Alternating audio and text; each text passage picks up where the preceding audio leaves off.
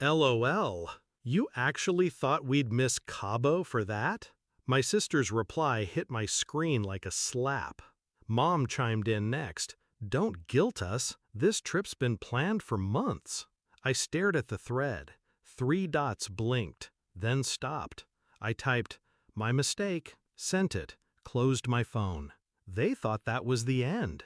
The thing about family is, they train you early on how much you're worth to them.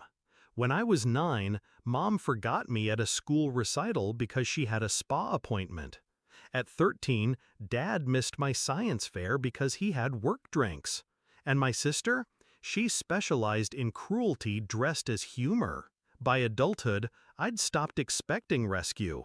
I learned to drive myself home from the ER at 17 after collapsing in gym class.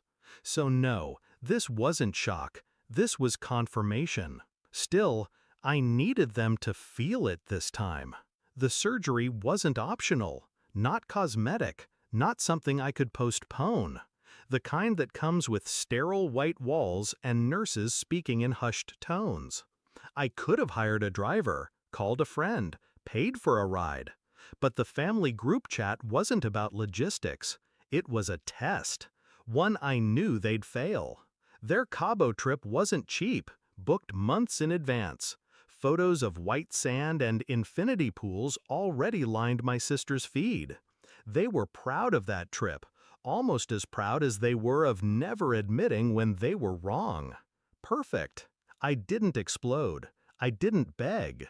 I planned. 2 days before my surgery, I called the hospital. Quiet voice, specific request. The nurse listened, hesitated, then agreed. All within policy, technically. The morning of the 15th, they wheeled me in. Sterile lights above, mask over my face. I drifted out thinking about ocean waves crashing into my sister's perfect vacation hair. They didn't hear from me for 24 hours. No texts, no calls, until the second day when the nurse made that call. I imagine my mom picking up in her resort suite, music thumping in the background. Mrs. Hale, this is Nurse Lopez from City General. I'm calling about your daughter. Pause. No, she's stable now, but there was a complication during surgery. We had to keep her overnight. She'll need someone to help her home once she's discharged this afternoon. Legally, she can't leave without a responsible adult to sign her out. I don't know exactly what was said next, but I know my mother. She would have turned, eyes wide, to my sister. Cabo sun still wet on their skin. The vacation suddenly tasting like salt and guilt.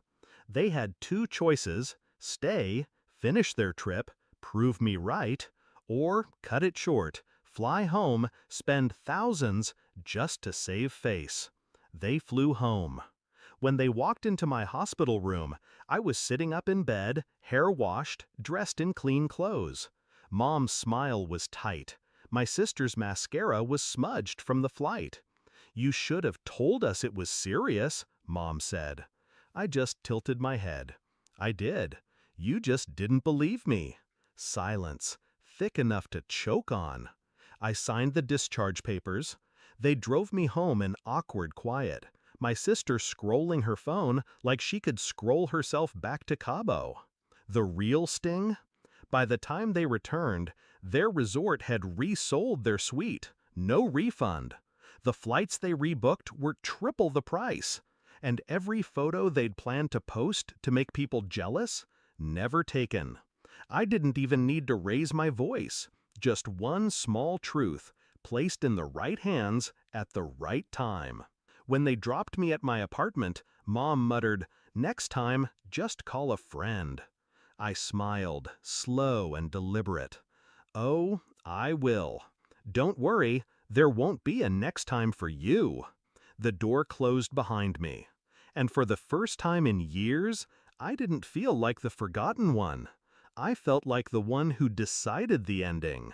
Funny thing about revenge, you don't have to destroy someone's life.